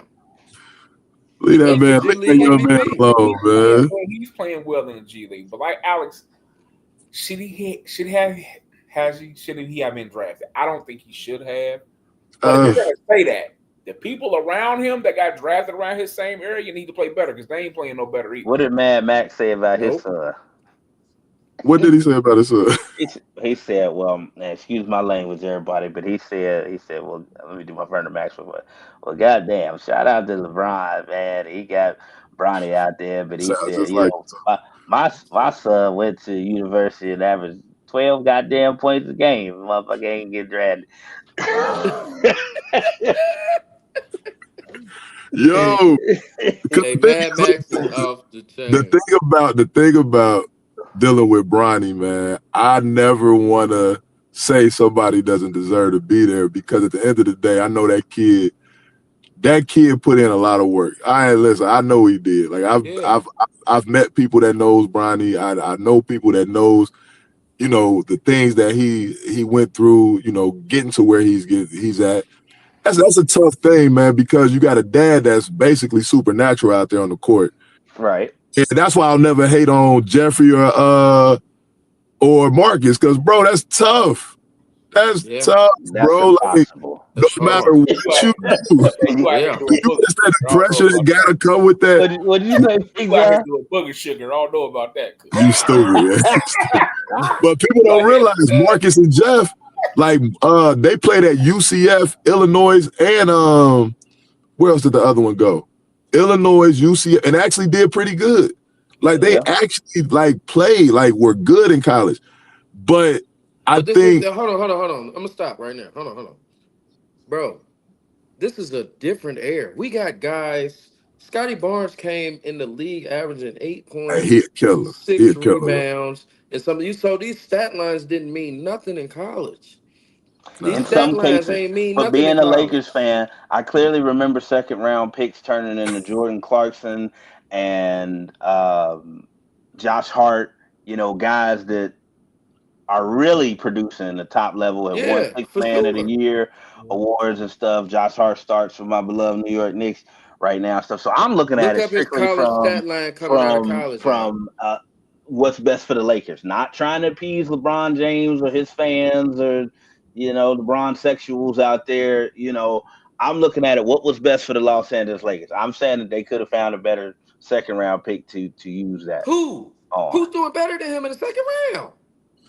Right now. I'm sure. LeBron James is watching this right now. Y'all don't hear me say when I tell you, I forgot who it was, but they did a stat line of the guys that were either drafted around, above, or below him. They ain't really doing too hot. Ain't doing nothing compared to Bronny James right now in the second round. This is what I'm gonna say. I bought LeBron's first 2 pair of shoes right now. I had his accurate St. Vincent St. Mary jersey and his team, because I am not a LeBron hater. I'm just a realist. And at the end of the day, he ripped his you know what with me when the Bengals made the Super Bowl and he was out there rooting for the Rams. So that's true. Like you ain't from Ohio, but all right. I ain't talking about that. I'm talking about but the thing is, bro, we got a president right now, bro, whose daddy the one that had the money that, you know, he's basically been living off of what his dad did. Right. And he's the most horrible president we've probably ever seen, as far as when it comes to morals. Hey, man. He doesn't have morals. Exactly. So that's what I'm saying. So if we letting him do what he do with the country, we can't let Bronny just go in. But here's the thing. Alex is saying it because, you know, that's his team and he wants the best for his team. But there are also coaches, players that have got their sons in the league ain't doing nothing. I didn't even know George Karl's son played basketball. Oh, George Karl's son was on your Lakers. Yeah. He took a spot on your Lakers. And I didn't even know he had a son. Facts. He went to Boise. That's what I'm saying. So it happens. Luke Walton, it's the fact that it's LeBron James that Luke Walton was good in college. Mad. They either want to be mad about it or no. I'm just talking about sons. You know. Oh, okay. Luke Walton held his own in college. They want to be mad about it or elated about it. Bad in the pros. I mean, for what he was asked to do. No, not at all. I mean, he got a chip. He do. Yeah. He got a ring. No. Luke did all right. He was all right. But for every Luke, I just think right now, what I'm saying is right now, regardless of why or the reason behind it, I don't think Bronny is a NBA caliber player right now. So this is what I'm gonna say. He can't develop into that, but I don't see it right now. One of my good friends that texted me today is an agent for Clutch Sports. He works with Clutch Sports. Corey Tucker, you ain't heard me say nothing. I just want you to know that. You ain't heard me say nothing. Hey, Corey, I'm trying to get a job. Factual Opinions podcast. Shout out to Corey Tucker. Tell Corey I'm trying to get a job. Tell him to holler at So let me tell you this, man. Bronny is doing a good job in the G League. Shout out to Clutch Sports for bringing opportunities to kids in Cincinnati as well as Ohio. Keep going, Bronny. That's all I'm saying. Bronny's in the MVP conversation of the G League right now. Yeah, but I understand what Alex and them saying. Listen, ain't nobody. I mean, I get it, man. Like He had a team on it. He got a player on his team that averaged, was the guy Boogie Ellis. I felt bad for him. Like he was averaging 16. He was the guard. So when it first all went down, I ain't gonna lie. When I looked at the draft, I'm like, bro, the first person I thought about was Boogie Ellis. And he went through it in college. Like, you understand, Boogie was a McDonald's All-American as well. He was. But he became a journeyman and then found a spot at USC, averaged 16, and didn't even get a sniff of the draft. Get the smell of it. And that's all. That's the reason I imitated Mad Max, because I knew he was saying the same thing. Like, he really wasn't hating, but he was like, well, damn, my son played in the SEC. I think it was University of Georgia, or he played for Georgia. Yep. Yeah. He's like, my kid averaged 12, 13 points a game, didn't even get a sniff, at the league, But like you said, shout out to Bron and being in a position to make that. Yeah, he made that move. And Bron, you don't realize Bron has helped not just his son, he's helped countless kids. It's kind of like what CP3 do with the CP3 Academy and all that stuff and his CP3 AAU team. Like, it's a lot of kids in the league because of them dudes. Like, outside of what they doing with their kids. And even outside of the sports aspect, something I'll never take away from LeBron James is doing something that I still, before I leave this earth, have interest in doing. But, that charter school, that Absolutely. He has up there. I mean, that's big. That's beyond. Is it I believe? Yeah. I promise. I promise. Yeah. That is so much more important than, and this is a sports fanatic saying this, that sports, and commend LeBron for that and being in position to speak up when other athletes in his position have shied away from controversial topics and things that probably need to be, discussed by, people that carry a little bit of weight. LeBron has always stepped forward and done that. And I've never taken that away from LeBron. And I still believe he's one of the top 5, 6 players, ever to play this game. I just don't believe he's better than Kobe Bryant. That's, it's all that is. I always tell people, man, you can't compare eras, bro. You can't compare eras. I feel like you can, but it's like music, sports is subjective. You may absolutely you feel somebody is better than somebody else. Like me and Alex go back and forth. He hates Tim Duncan. I like Tim Duncan. Oh, I love Tim Duncan. We like slow. We like smooth Tim. The big fundamental. Hey, listen, you couldn't stop. And it was crazy because they even though they took the video down, even at his old age, they had a video of Tim Duncan busting Wimby on my ass in practice at his age. At his age, they took the video down. It's not that I hate Tim Duncan. I don't want to phrase it like that. It's just he don't hate Tim Duncan. But you don't my favorite. Tim Duncan. You don't like that old YMCA daddy ball game. You don't like that. I don't, because like my favorite power forwards were Chuck and C-Web. I like a little flash to, my game. It was effective. You can't argue that Tim Duncan is probably still the greatest power forward of all time. I'm not debating that. It just was not entertaining to watch. Where do you put Karl Malone next to Tim Duncan? He ain't. I put him right. His numbers say he should be right there under him. Hell, man, it's tough. You gotta understand, I'm a Chicago fan, man. I ain't like Utah. I ain't like New York. I didn't like Miami and the second 3P. I ain't like none of them. If you heard Jordan, you heard Pippen, you what I would be. Yeah.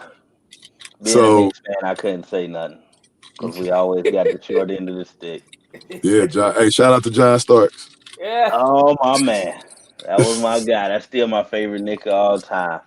That Oregon get to go in Madison Square Garden. Fast. It's like it was feeding right into MJ. He used that as fuel. That's why I say that joke. To me, that was the golden age, bro, because you look forward to those games. You look forward to those series. And Reggie? Oh, man. Oh, you listen. I no comment. I ain't never liked Reggie. I was so happy when Ray Allen broke his record, bro. Was you? What? When he broke that record and he had to pass the torch for them 3-pointers, brother, I did not like Reggie Miller when he was playing. Respect it. I had to learn to respect Reggie. Like his last game at the Garden, like that really surprised me. Like the whole MSG stood up and applauded. I didn't think that was gonna happen, but it was well deserved, though. Yeah, it was for sure. Absolutely, man. That was a respect thing. That was more of a respect thing. Like, I respected him though, but You gotta I think just he was Steph Curry before Steph. That's true. That's true. That's all So, his game was around was the 3-point shot. who was your Steph favorite before player back in the 90s? mine? Go Yeah. ahead, Al. Go ahead. I'll let you go first. You go first. Okay, your favorite player not picking Jordan. Let's just say That's what I'm about to say. Other than Not Jordan. picking Other than Jordan. Is Jordan. Kobe part of the 90s or 2000s? Ooh. No, he said 90s. He's Nah, still technically 90s, but I'm gonna put 90s, Kobe yeah. in 2000s. Put Kobe in 2000. He's Yeah. Yeah, technically we're gonna put Kobe in the 2000s because he reached his peak was in the Well, 2000s. my pick is weird, but it's John Starks. Yeah, I kind of figured that. Yeah, being the Knicks fan. Yeah, I kind of figured that being the Knicks fan. I can see Go that. ahead, John. not Jordan. It will probably be it's two, but I'm gonna say the first one. Shaq probably will be. Okay. That's a good one. Shaquille O'Neal. O'Neal, he changed the game. If I couldn't pick Shaq, it'd be Grant Hill.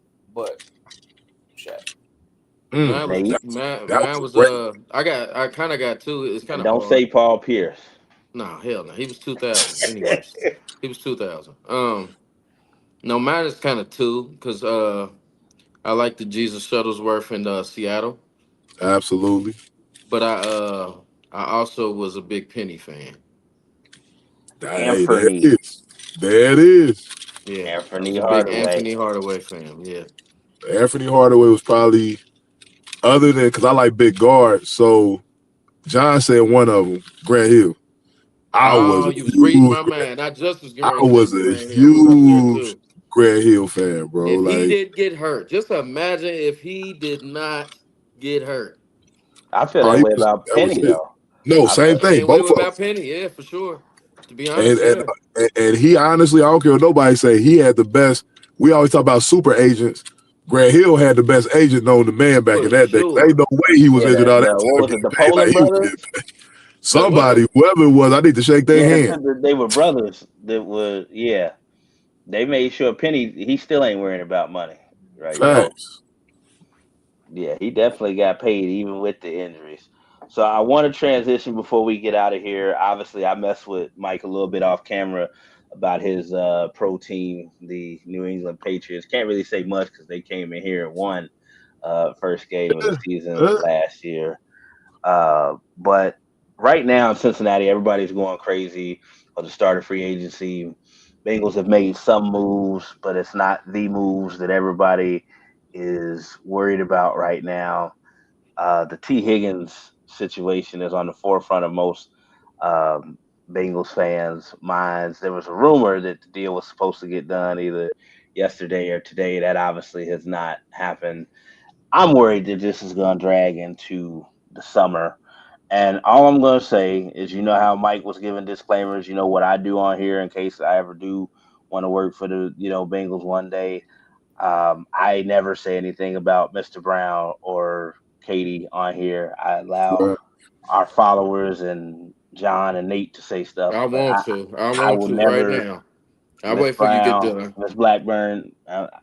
But I am concerned because this is something that Carson Palmer brought up about the Bengals obviously will pay their superstars. We've seen that historically, whether you go back to whether it's Boomer, Chad, Corey Dillon, when they never complained about money. Big Willie, they will play their superstars, but are they going to make that next move, bring that Hushmanzada back, sign Takeo after you lock Brian Simmons, and will you take that next step, which is what Carson always said with his, frustration here that they never seem to go that extra above and beyond to spend or acquire that last piece to put you over the hump.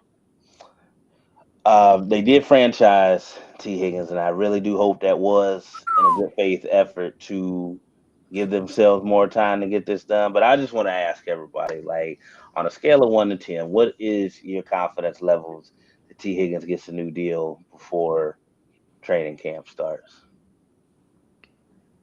I'm gonna let you go first on that, Nate or John. Um, Scale of 1 to 10. Go ahead, John. I Uh, thought to be John do this, and he ain't said too much. being in the city all my life, I'm gonna say 6. Okay. I just don't have. I know they want to do it, and it's a big possibility. I just don't have too much faith in them.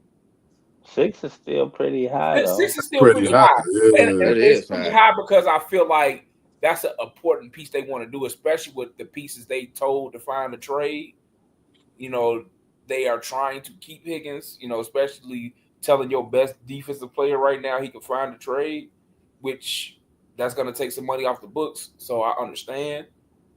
Yeah. And I don't care what nobody says. I think Big Sam was probably leaning towards retirement anyway, but I think he also did that as a favor to remove his number off the books. He did. To help them that was out. definitely that's definitely what he did. Absolutely, man. My biggest concern about Big Sam, and shout out to Big Sam, but I don't think he's not 8 years in, so he might not get the veteran minimum. I mean, he might not get the retirement. No, he had enough because I think it's like 5 or 6 that you got to play. I thought it was 8. I think it's 5. I think it's 5. Mm-hmm. Is it 5? Okay. It's 5 for the pension. You know, shout out to Big Ronnie. You know, he can come out here and tell us what it is because he's still getting it. Nah, man. I'm gonna say. Go ahead, Nate. My bad. I think this go drag to the summer. I'm with Al. I think we're gonna be in the struggle bus to deal with Jamar Chase. But Higgs, that's gonna hurt no matter what because they that's waited. Gonna hit us bad. And with his intent to be, not to cut you off, Nate, with his intent to be the highest paid non-QB in the game, I think Myles Garrett just got $50 million a year. So, you know, if Chase's goal is to top that, the Bengals are in trouble. But yeah, go ahead. And then me and Amber was talking about this earlier. What is the issue? Why don't the Bengals have that much money right now? That's the real question. I don't think they got it. To answer it? Go ahead. Yeah, because me and Amber was trying to figure this. Baby, I really, and Miss Blackburn, Mr. Brown, if y'all hear this is, I swear, I mean no disrespect when I say it. They have it, Nate. They don't want. Okay, so it is there. I was wondering. They have it. The better word is they're a little frugal. I was wondering because you know the Brown family. I'm gonna say this. The Bengals, if y'all listen or whatever, yada yada, I apologize, but the Bengals front office is listed as one of the worst franchises. Okay, I didn't say that, Miss Blackburn or Mr. That was y'all no. Alex didn't say this. Alex Brantley, the host of Factual Opinion podcast, did not say this. This is Will West the Best. I am the one. They are considered one of the worst franchises. And what I will say in their defense is they are one of the few families whose, you know, fortune and wealth have full ownership. I mean, that's true, but what I was saying is that their wealth was acquired strictly through football. That's how Paul Brown made his fortune and, you know, gave his family wealth. But no, what I'm saying is this is their primary income still to this day. You're still sitting on money. There are other owners, like the new school owners, who already come into the game with chicken, as you know, Gilly would say. Football's not their main, you know, hustle, so they can be. Why not bring an investor in like Washington did? Okay, I'm getting to that. The reason why they don't do that is because of what happened to their father in Cleveland. When he had majority ownership and gave it up to stakeholders like Art Modell, who eventually bought out his shares and completely removed him from the organization. One of his instructions to his family currently was to make sure that they keep majority ownership and keep this team no matter what, so that does not happen to this family like it happened to him up in Cleveland. That's why they run it the way that they do. I really didn't want to get that much into detail about it, but I know that for a fact. You're teaching me history, so I appreciate how his dad got forced out of Cleveland. That was one of the lessons that he taught to them. Don't ever do that. Now the Browns have, like, I believe 95% ownership. They was fighting today. The Bengals, you know. So yeah, man, like, you know. But see, this is the thing. See, a lot of people are saying that, but Simon said he doesn't have it, because it's the only asset. Look, they have it, but again, every team has an internal hard cap. Forget what the regular salary cap is. Right. Every team has an internal. Hey, we ain't going over this, That's absolutely true. or if For we've sure. done this and this in the past, it's come back to haunt us. If we gave this much guaranteed money, da da da da da. So it's a way of thinking. It's a way of running business, and I'm not necessarily defending it because obviously, they've been in existence since 1968 and we don't have a Lombardi trophy to our claim, yet. But again, every team and organization runs things the way they run them. For Other sure. teams like the Cowboys or 49ers, How Steelers, about them Cowboys? or Mike's team, the Patriots, they Hey, have man. hardware to show for how they run it. Six. You know, Oh, you So, gonna throw that out there, ain't that's I'm just saying, crazy 6. work. I got Right to there. defend my boys every day, man. 6, baby. but they So we also can do afford stuff That's like some. crazy work. they also do stuff like cut players on the eve of the Super Bowl and send them home Hey, man, listen. uh, with Belichick that does cutthroat things. mentality. Yeah, That Belichick is the thing y'all have in New set us England. up. Yeah. Butler, I'm still trying to figure out what he did that was that bad against Philadelphia that man couldn't play the Super Bowl. That was ridiculous. But that's neither here nor there. It was probably Oh, never look, mind. we I'm got gonna a I'm gonna Will keep saying Johnston sighting.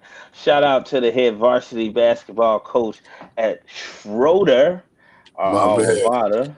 look, I see you. Will says they One of the got to best take a trainers. chance. Yeah, Will. I mean, we want them to take that chance and that, leap of faith. And defense wins championships, but I will say this, I believe that getting T and Jamar done should be a priority because there's no way that you can tell me that they're a better football team without Tee Higgins. Okay. Yoshi is not a number 2 or he's not. anybody else that they have on the roster. You have to keep that together and then, figure out the rest at this point. Then And we re-signed Tanner Hudson too, didn't we? it did. And yes, I'm gonna throw my shot out there because I'm never gonna go a whole episode without mentioning the. There are 15 draftable players up the road in Columbus. You should come away with at least one of them, especially since you've turned into Ann Arbor Jr. the past few years.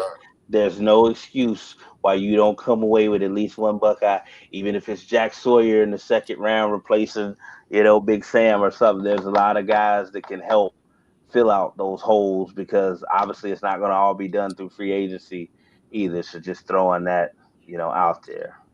Didn't the Bengals just ain't like a stadium dispute right now with Hamilton County right now? Yep.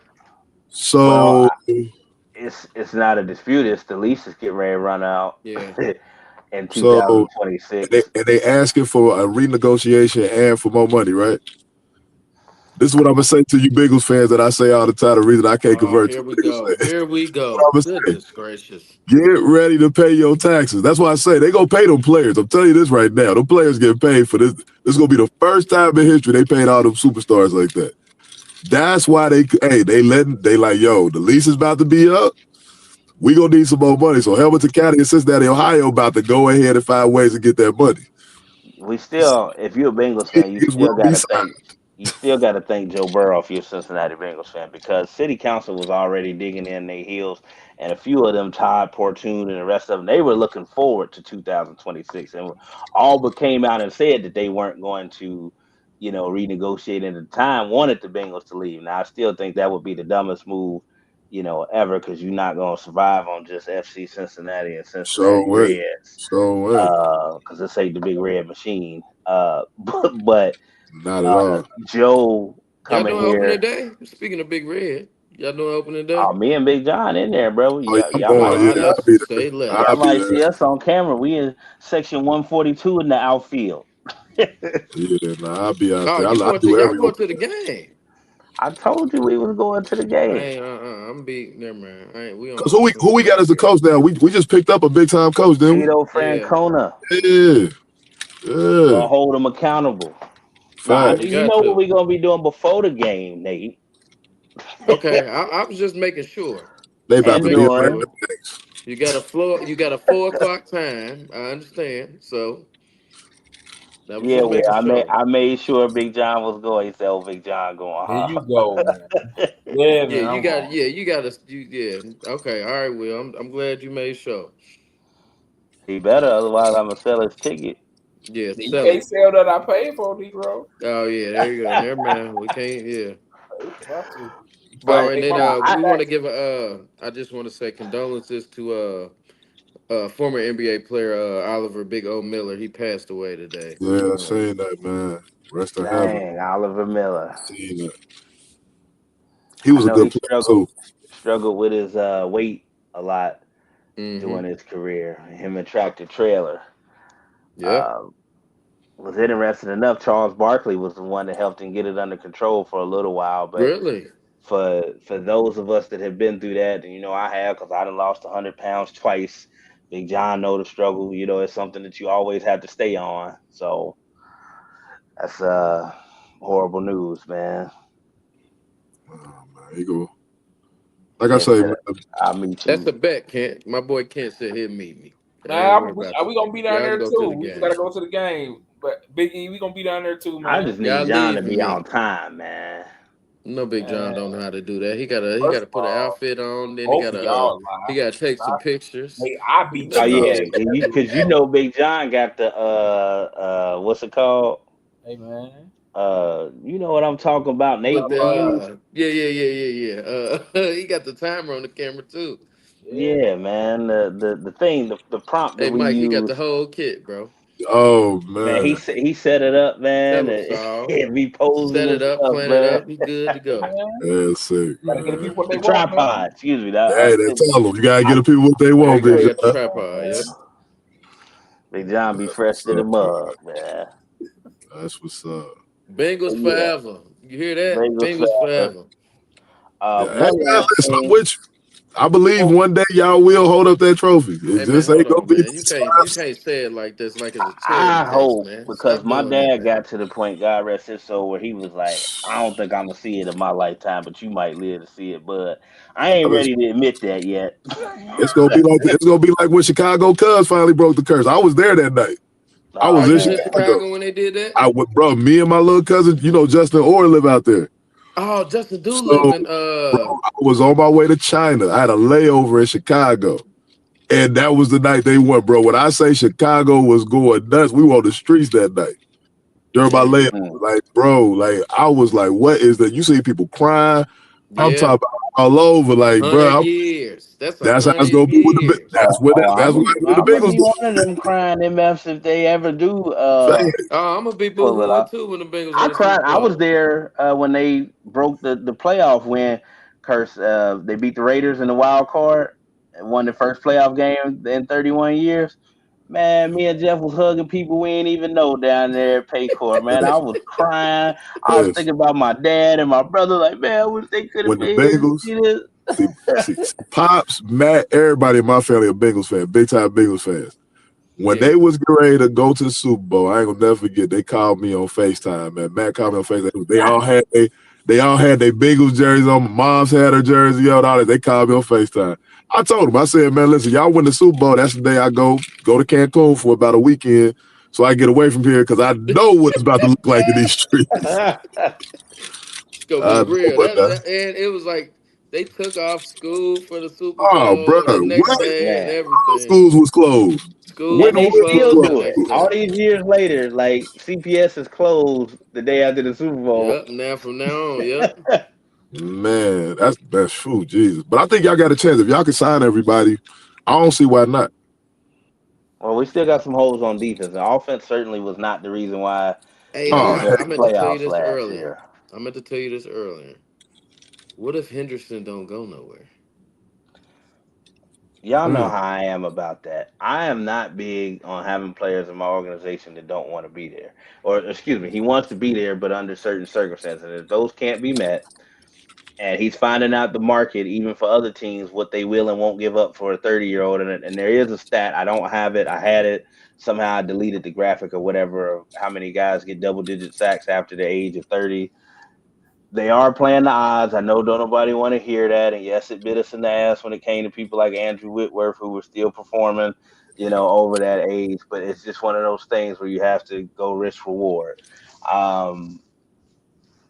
If he doesn't want to be here and he can't get the money that he wants, there are trade partners where you can double up, get a few picks. I'm not saying they're going to turn into, Trey Hendrickson, but defense is a, team effort as the rest of the game is. But you can get enough guys as part of a system, whatever Al Golden's running this year, to rush the passer, and if not equal, come close to what you're getting out of that one person. But you just have to do it as a team versus relying on that one person. They had to do that anyway with Sam retiring on the other side.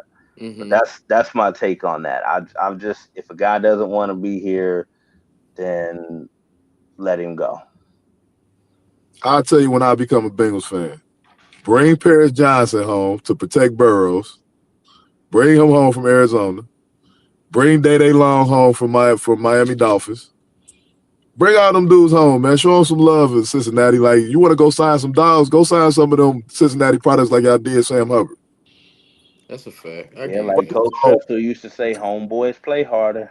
Facts. Bring them home, bro. Get that pride back in the city, man. Like, bring them home. They doing great where they at. Think about it. They just signed an extension.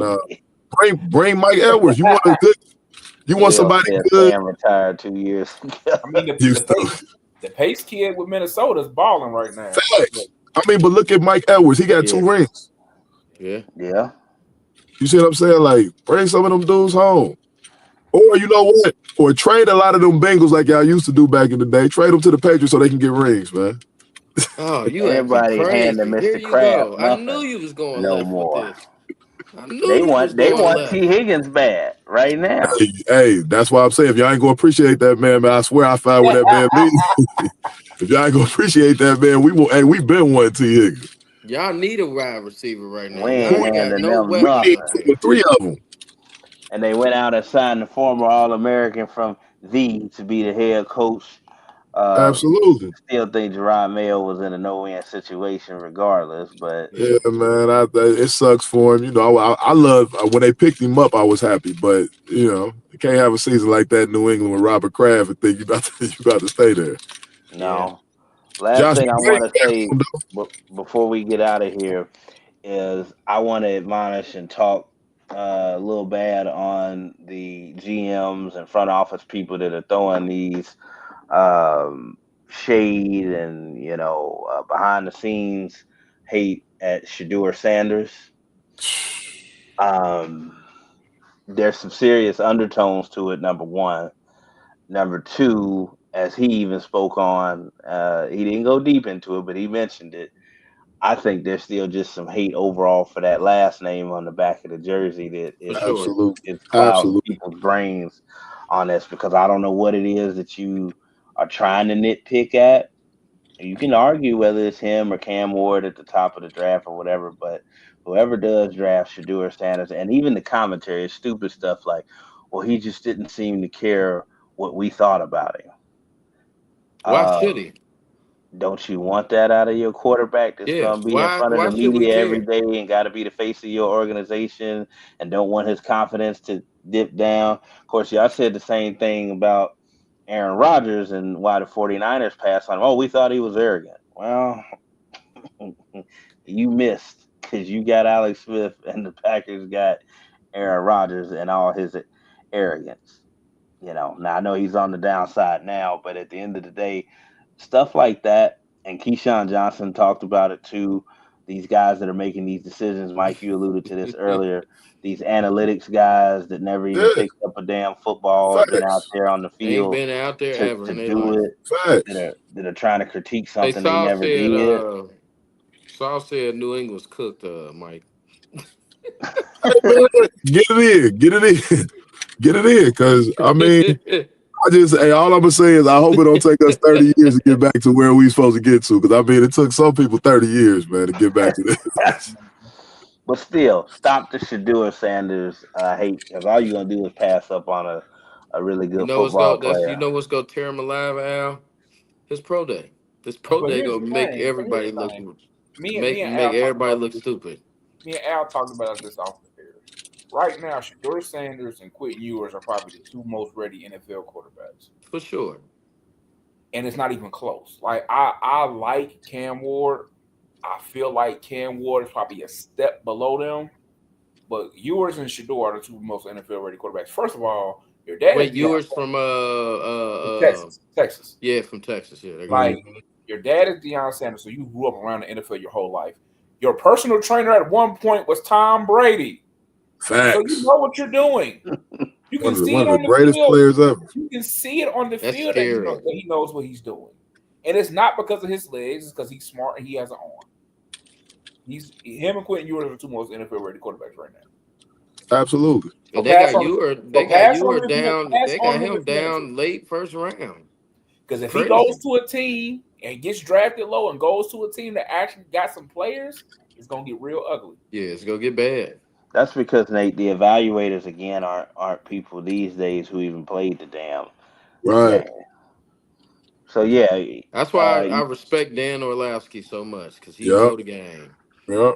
He know the game. There's a lot of people like that, like Merrill Hodge, you know, and his comments on Caleb Williams that everybody was so hot on. And I know it's only 1 year, so you still got to give him a mulligan, but he wasn't off base on what he said. He wasn't at all. He wasn't off. He wasn't off too much on that. Yeah.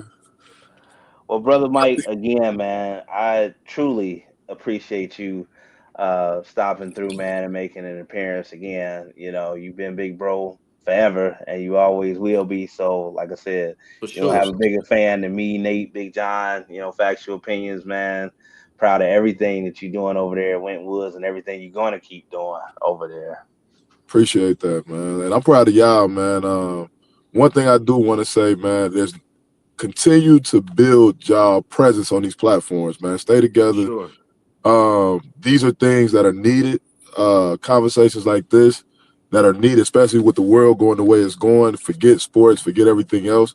These are the things that are needed for especially black men to be able to come online and show that you can have intelligent conversation, debate, and still be great friends and great human beings. Shout out to Madisonville for sure, man. Obviously, man, Madisonville produced some great men, young men. Shout out to Trey D, straight out to Johnson, Will, and all them guys, man. Triggs, all of them. Matt Johnson, who you, man. Shout out to all the kids in Madisonville, man, that grew up and made it what it was. Shout out to Wynwoods. Shout out to all the schools that's in the Final Four. And shout out to the city, man. Just everybody continue to trust in God and everything will get better, man. Yes, sir. So again, folks, we want to remind you to please subscribe to the YouTube page for Factual Opinions Podcast. Follow us on Facebook and Instagram. If you're not able to watch the live stream, which will continue to be up on Facebook and YouTube, we are on Amazon Music, Spotify, Apple Podcasts, and iHeartRadio. So no excuses. You can download us everywhere and check us out. So again, I am Farrell checking out with the Brown Bruce Wayne, Big John. Yes, sir. Will West, the best, Nate. I think he have a technical difficulty. And my big bro, Mike Pilgrim, again, man. Thanks for stopping through. Yes, sir. Yes, sir.